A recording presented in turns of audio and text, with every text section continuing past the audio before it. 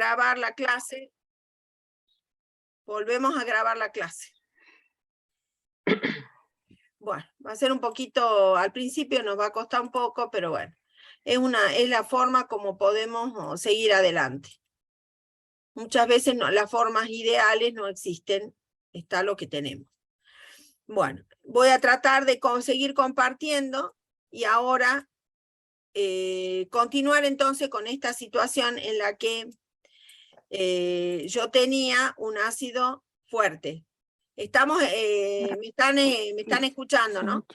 Un ácido fuerte con alta dilución. En ese caso, fíjense cómo va el tratamiento. Yo planteo el balance de masa igual que siempre, y cuando llego al balance de carga, fíjense qué hago yo ahí. Como yo tengo una concentración del orden de 10 a la menos 10 molar, si yo la comparo con lo que me puede ofrecer el agua, 10 a la menos 7 molar, ¿qué les parece?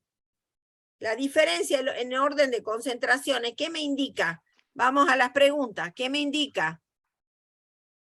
A ver, Saucedo, Roda. ¿Qué me indica? Que la concentración del ácido es muy baja. Y entonces, si la concentración es muy baja, ¿qué me pasa? Uy, ya me fui, me cambié. Ahí estoy.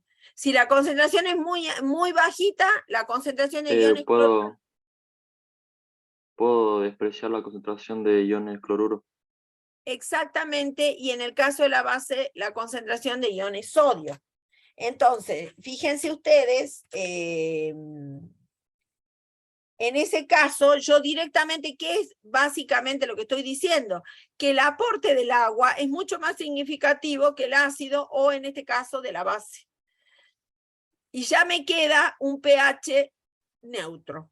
Directamente ya me queda que la concentración de oxidrilos es igual a la concentración de iones hidróneo y el pH es neutro. En ese caso, en que tengo un ácido con una dilución tan alta que acuérdense que el criterio de desprecio, o sea, ¿cuándo yo puedo despreciar una especie en una suma?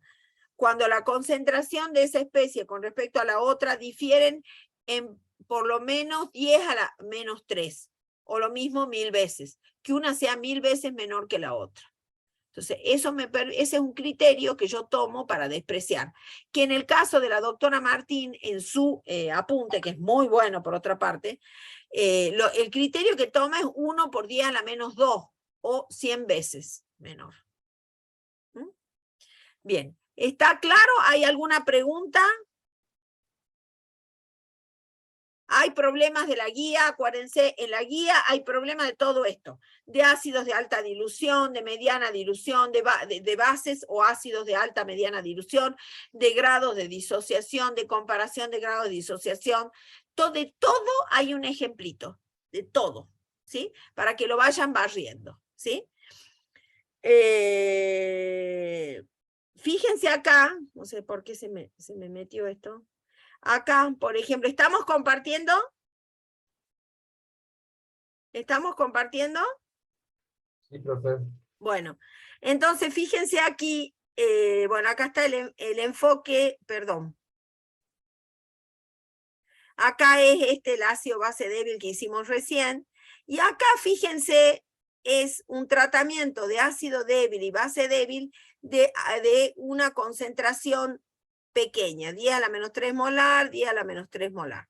Fíjense que acá el criterio para despreciar el ion acetato cuando la concentración es 10 a la menos 3 molar es en este caso me da que es mayor que 10 a la menos 3 y no puedo despreciar el acetato frente al ácido acético y es necesario resolver la ecuación cuadrática.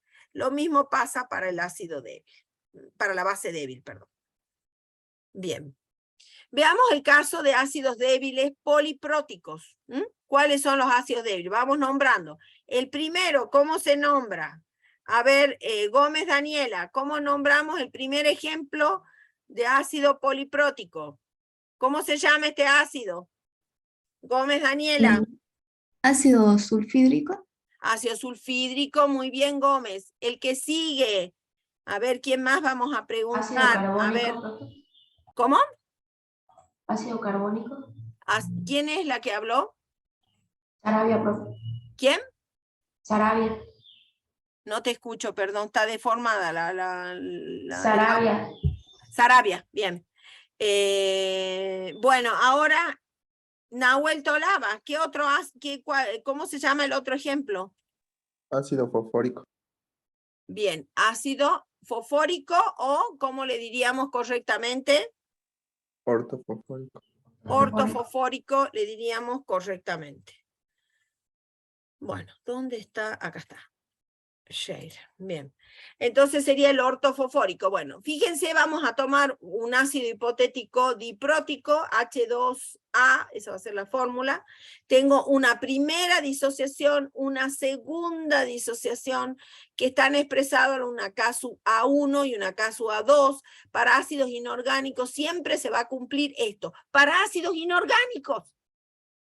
Cuando tienen ácidos orgánicos, la situación es diferente. Por ejemplo, el caso particular del ácido ascórbico, que es un ácido orgánico, que es la vitamina C, que es un ácido poliprótico, esta situación no se cumple. Que la primera constante es mucho mayor que la segunda y así, no se cumple. Esto es para ácidos inorgánicos. ¿Sí? Estos ejemplos que estuvieron viendo ahí, ácido sulfídrico, ácido carbónico, ácido ortofosfórico. Bueno, tomemos un caso hipotético que tiene una Ka1, una Ka2, esta es la expresión de las constantes, tengo el agua, tengo su constante de disociación, la expresión, y tengo el balance de masa. En el balance de masa, fíjense que estoy teniendo en cuenta, que tengo el ácido disociado, el ácido parcialmente disociado y el ácido totalmente disociado. Todas esas especies las tengo que tener en cuenta en el balance de masa. Y esa suma de todas esas especies me va a dar la concentración del ácido, ¿sí? En el balance de carga, ¿qué es lo que tengo en cuenta? De nuevo, el principio de la electroneutralidad.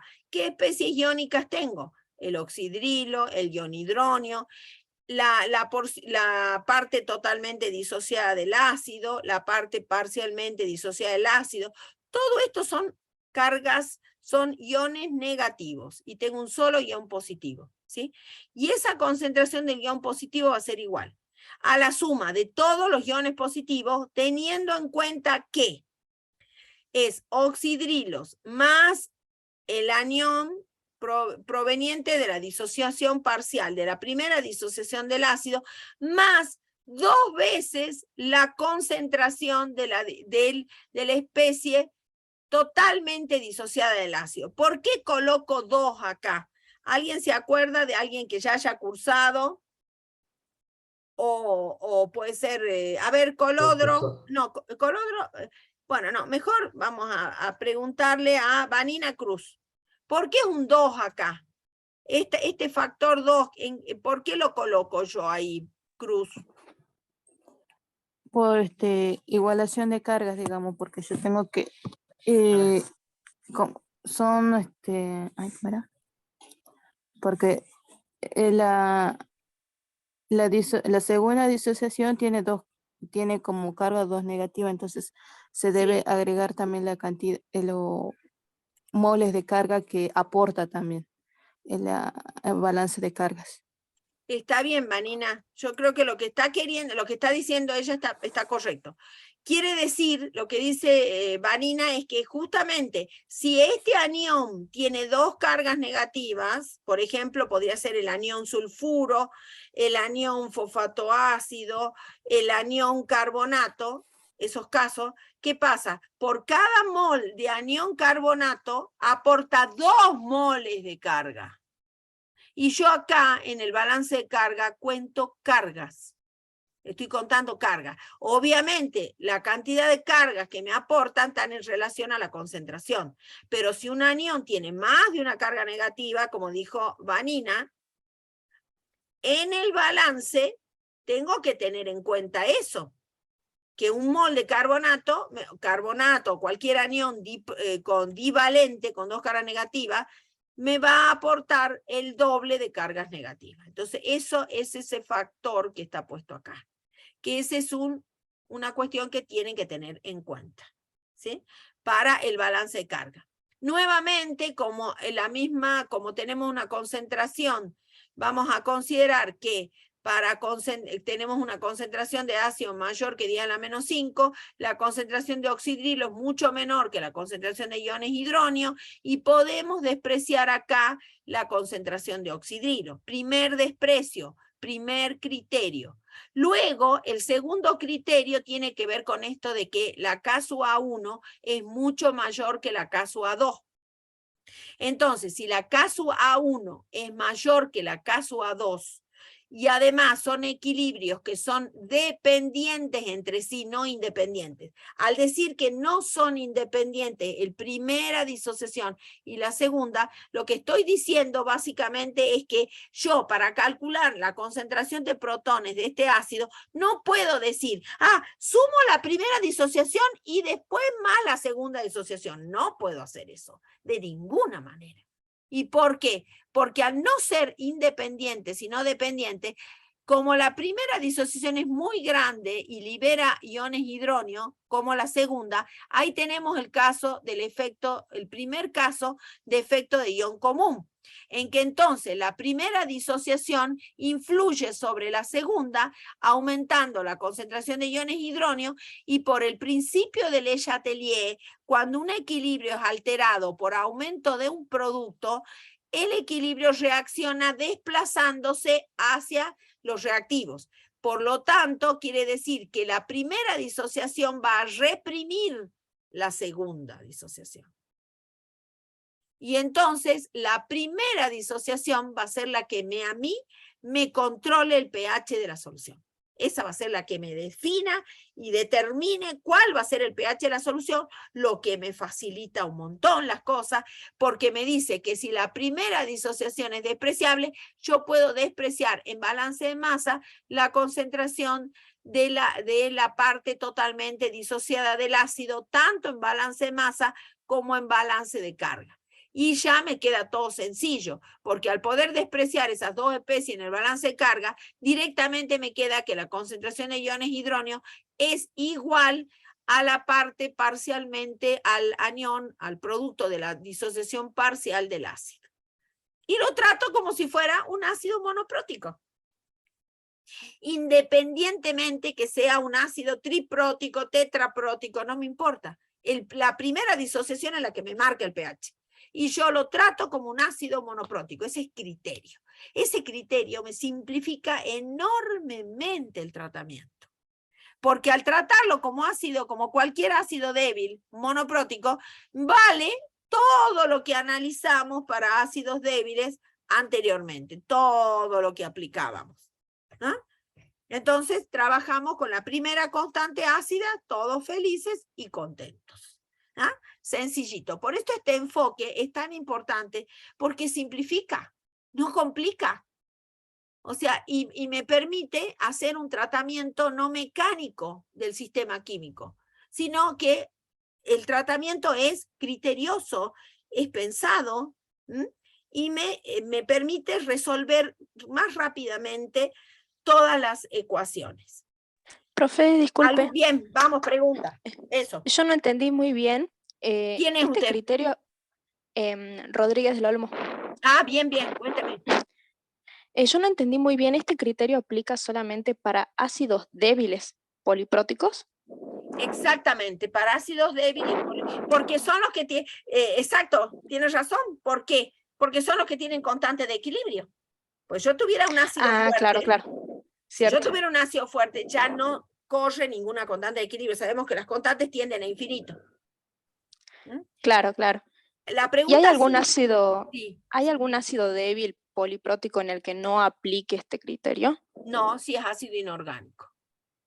Ajá, inorgánico Ahí está. entonces. Inorgánico. Cuando usted tiene un ácido orgánico, yo le decía, por ejemplo, el ácido ascórbico, voy a tratar, a ver, voy a dejar de compartir, y ya que tengo la red de internet a mi disposición, les voy a compartir cuál es la estructura del ácido ascórbico, que es un ácido orgánico porque tiene una estructura hidrocarbonada, pues se le llama ácido, a ver si la pueden verificar. Bueno, una que sea sencillita de mirar. Bueno, no importa, esta puede ser. A ver, esta es copiar, guardar, ¿dónde ponemos? Guardar enlace. A ver, creo que así es, ¿no? Guardar enlace no. No quiero ver. ¿Cómo haría para que se me haga grandote? ¿Tienen idea ustedes? A ver. Guardar imagen, abrir una pestaña nueva, creo que me parece. A ver, si lo tengo acá.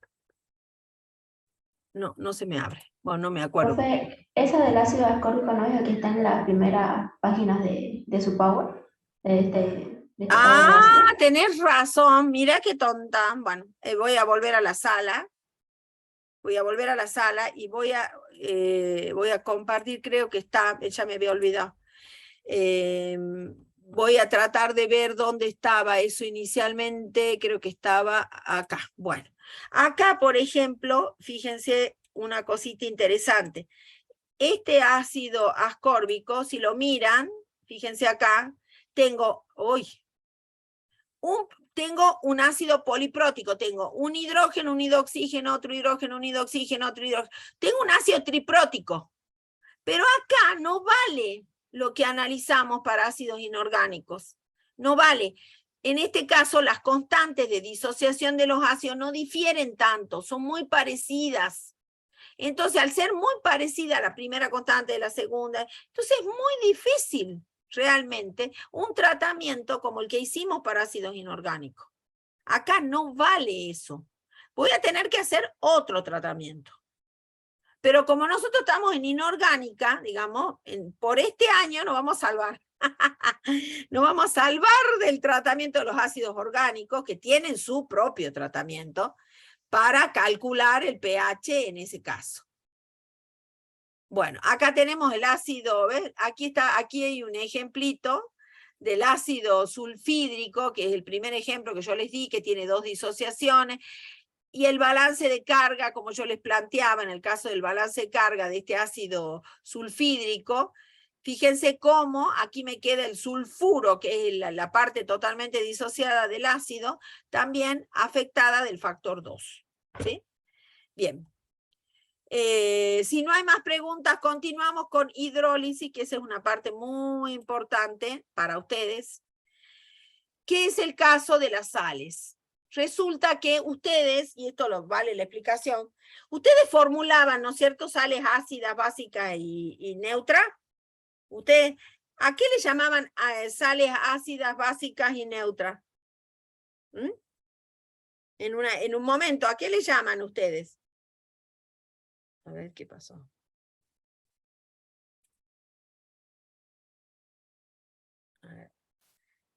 ¿A qué le llamaban ustedes sales ácidas, básicas o neutras? Por ejemplo, Gabriel Cachi. Ustedes hacían sales, ¿no es cierto? Sí, a las Por sales ácidas le llamamos aquellas que tenían presencia de hidrógeno, y a las sales básicas, bueno, a las que tenían presencia del grupo oxidrilo. Pero ¿cómo entendían, digamos? ¿Por qué se formaba una sal ácida, por ejemplo? A ver, vamos a... mezclando un ácido o base poliprótica. Bueno, poliprótica o polihidroxilada. Me parece que como dice la cuestión, pues yo aquí vamos a compartir mi pizarrita. La adoro, mi pizarra. Me ha salvado la vida más de una vez. Bueno, acá, lo que dice Sarabia es que si yo, por ejemplo, tenía el ácido carbónico, yo más que nada para diferenciar, y lo quería neutralizar con hidróxido de sodio, ¿qué pasaba? ¿Cuántos protones tiene el ácido carbónico para neutralizar, Cachi? 2. 2. Entonces yo podía neutralizar 1 y formar el carbonato ácido de sodio.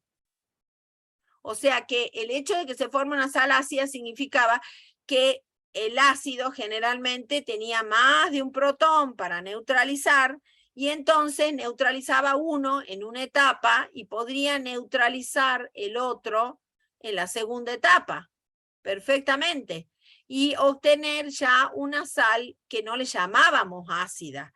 Pero esto que le llamamos sal ácida, en este caso era una sal ácida y le llamábamos carbonato ácido de sodio, como es la nomenclatura tradicional, carbonato ácido de sodio. Que en la nomenclatura más vieja todavía le llamaban bicarbonato. Como en los cartelitos vieron en los kioscos, hay coca y bica. El coca y bica. Y bica es el bicarbonato, porque el que digamos tiene esa costumbre de masticar hojas de coca, que tiene sus objetivos, evidentemente, para la salud, para la persona, etc. Bueno, sin cuestionar eso, le ayuda, evidentemente ayuda a favorecer, digamos, el principio activo de la hojita para que tenga mejores efectos. Entonces, este bicarbonato era una sal ácida. Desde el punto de vista, yo lo que quiero que diferencien es del punto de vista de una formulación, para encontrar la fórmula. Bueno, quiero encontrar la fórmula de esa sal y le llamamos, y es esta la sal ácida.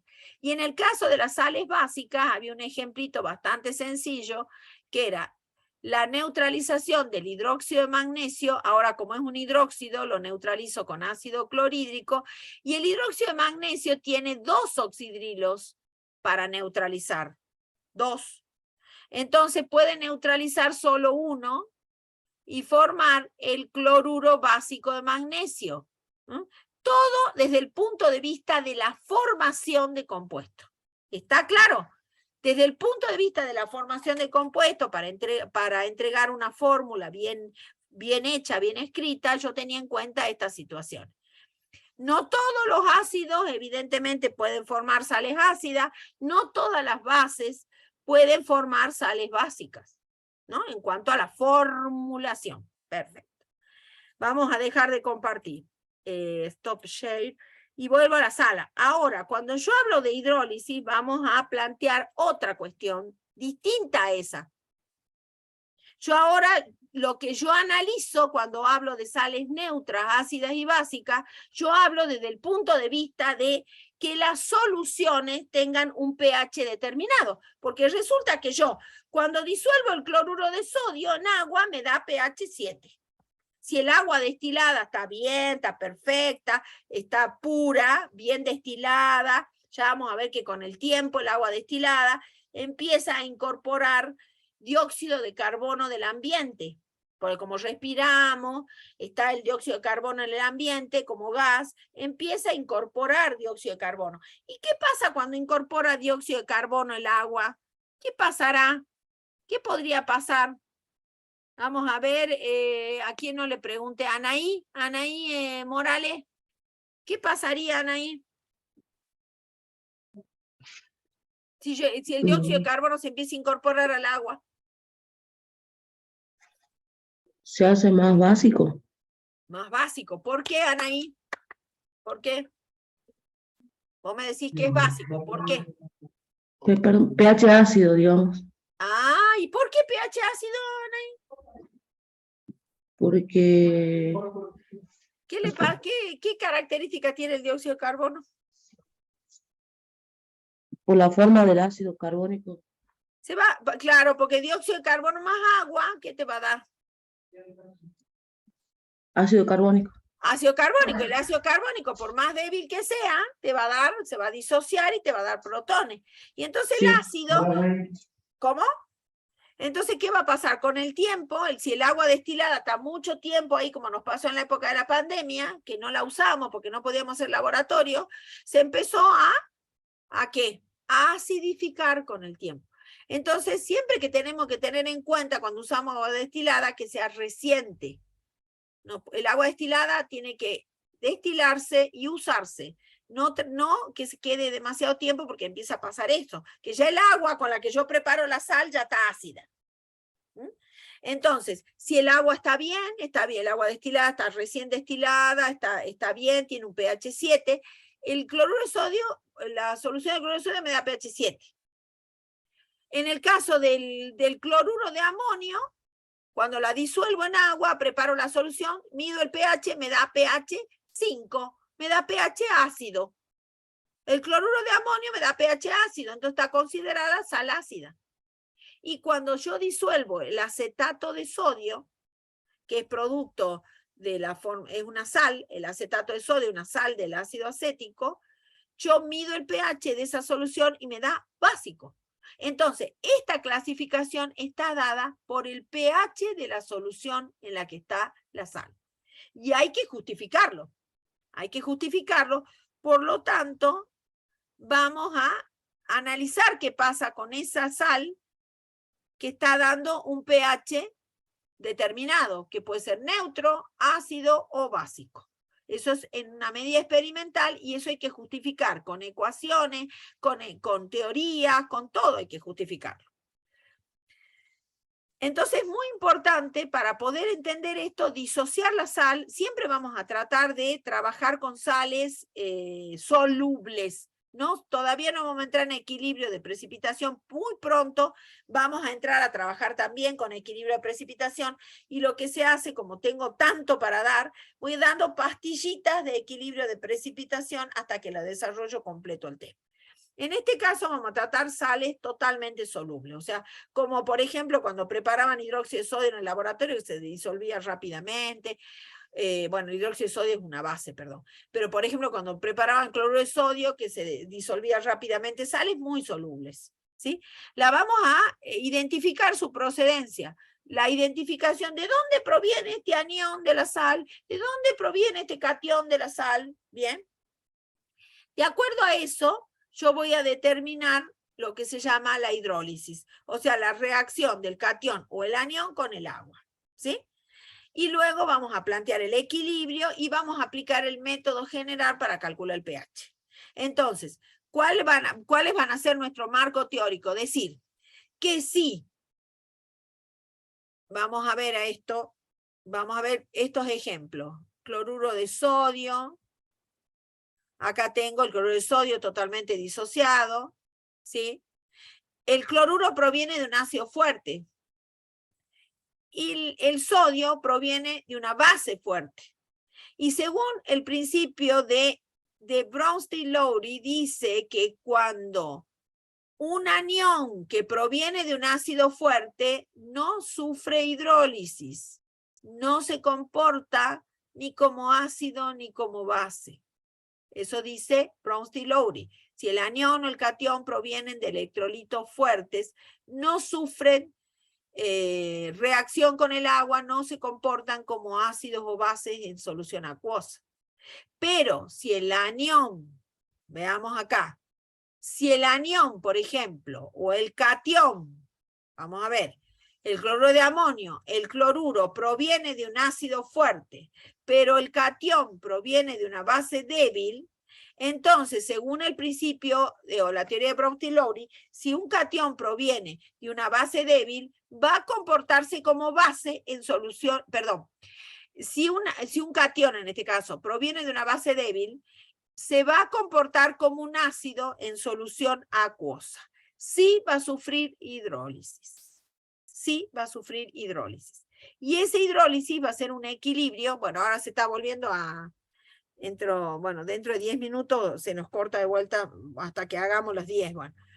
Entonces aquí está la hidrólisis del ion amonio, que es una hidrólisis, que es un equilibrio que está evidentemente expresado en una constante de equilibrio, una disolución ácida, y tiene una constante de equilibrio que tiene esta expresión, que si nosotros a esta constante, fíjense, ahora... Si a esta constante, y usando el lapicito, usando la pluma, yo puedo decir, vamos a ver acá, bueno, acá tengo todas sales neutras, ¿no? ¿A dónde estoy? Acá. Si yo tengo, acá está, miren, la constante, no, ya lo usé el año pasado, gracias a Dios. Si tengo entonces que la constante de hidrólisis ácida tiene esta expresión y yo la multiplico y la divido por concentración de oxidrilo, voy a obtener que para calcular esa constante, fíjense, de esta expresión de arriba, yo tengo que ya el producto de la concentración de iones hidrógeno y oxidrilo es igual a la constante de disociación del agua, del K sub W. Entonces, y el resto de la expresión es la inversa de la constante de equilibrio básico del amoníaco. Entonces, finalmente, para calcular la constante de equilibrio, en este caso ácida, es igual a este cociente entre la constante de disociación del agua y la constante de disociación de la base de la que proviene el catión. Siempre se calcula, no están tabuladas las constantes de hidrólisis. Siempre se calculan. Obviamente que esa constante de hidrólisis está relacionada con el tipo de base débil de la cual proviene. Entonces, fíjense, cuando la constante, porque K sub W va a ser el mismo siempre, 1 por 10 a la menos 14, eso es un valor que no va a variar. Ahora, la base, la constante básica va a depender del tipo de base. En este caso es el amoníaco, pero puede ser otra base débil, cualquier otra base débil. ¿Cómo va a depender esa constante de equilibrio ¿de qué va a depender entonces? Porque K sub W es siempre la misma. A ver, ¿quién va a contestar acá ahora? Ya está, Vanina ya está. A ver, Pérez, Matías. Lo escucho. ¿De qué va a depender cómo va a depender, digamos, esa constante de hidrólisis, digamos? Si es igual a K sub W sobre K sub B, si K sub W es siempre el valor igual. ¿Qué va a pasar con la constante básica? ¿Cómo va a influir en esa constante de hidrólisis? A ver, Pérez. Está ahí, Pérez, ¿no? Pérez. Bueno. Dada el muteo, Burgos, Ana Cecilia, ¿cómo va a variar esa constante, digamos? ¿De qué va a depender, digamos? ¿Mm? Burgos, ¿dónde está? Aquí estoy. Ay, cuénteme, Hola. ¿cómo va a ser la dependencia? Dependerá de la fuerza del ácido, de la base de la que proviene. ¿Del ácido o de la base, Burgos? A De ver. la base. De la base. Suponga usted que tiene una constante básica muy pequeñita. ¿Cómo va a ser la constante de hidrólisis? Va a ser grande. Va a ser muy grande. Si la K sub B es muy chiquita, la K sub H va a ser muy grande y viceversa. ¿Qué se llama? Sí. ¿Qué significa viceversa, Burgos? Inversamente proporcionales. No. Ah. Que si la constante de la base es más grande, ¿qué va a pasar con la constante de hidrólisis? Va a ser más chiquitita. Va a ser más pequeña, evidentemente. Entonces, esa relación es muy importante que la tengan en cuenta. Cuando realmente la hidrólisis es grande e importante por el valor de la K sub H, de la constante de hidrólisis, y cuando esa constante es pequeña y es despreciable.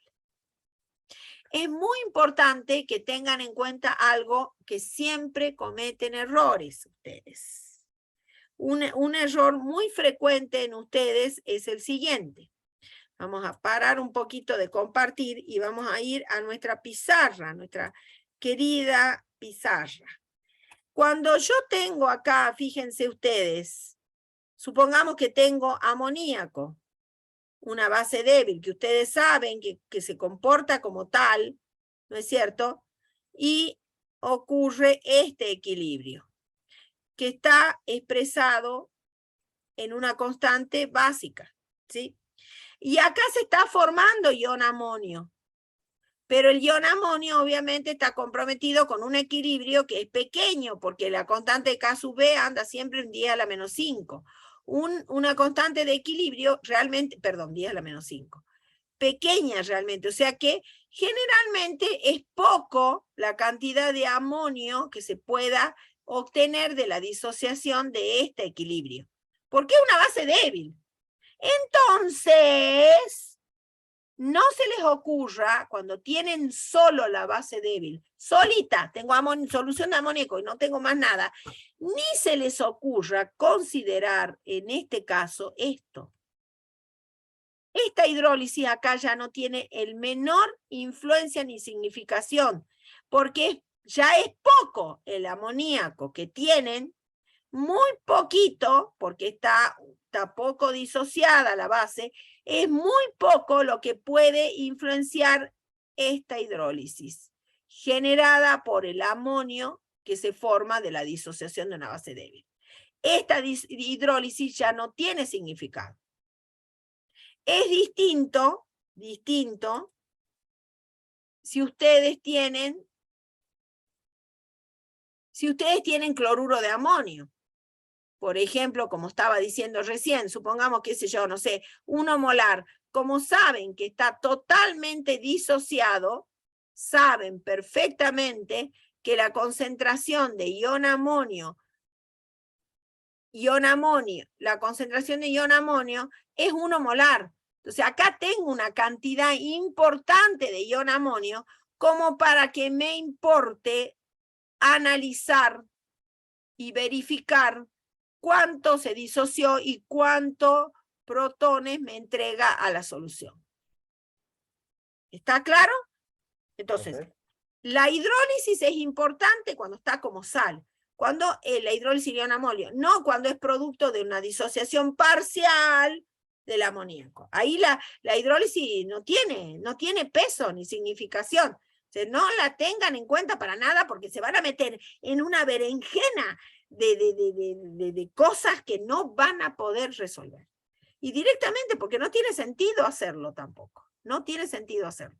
Espero que haya quedado suficientemente claro. Lo mismo, ahora sigamos. El grado García, A ver, ¿quién está preguntando? Que lo escucho. García, profe. Bien, ¿qué dice? ¿De qué orden tiene que ser, digamos, para la concentración para despreciarlo? Y mucho mayor.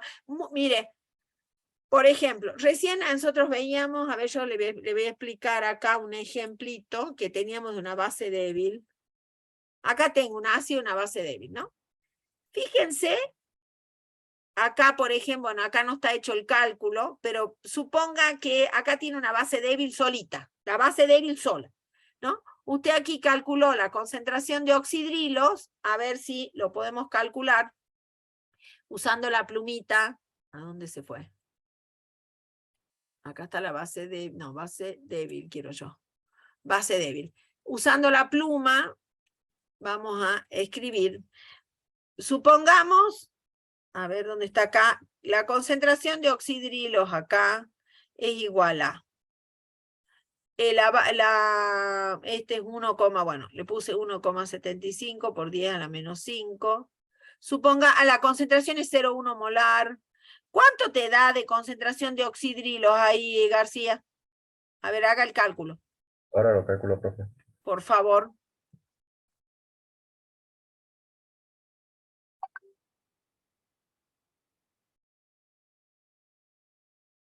Antes que se nos corte. Por favor. 1,32 por 10 a la menos 3. Mire usted,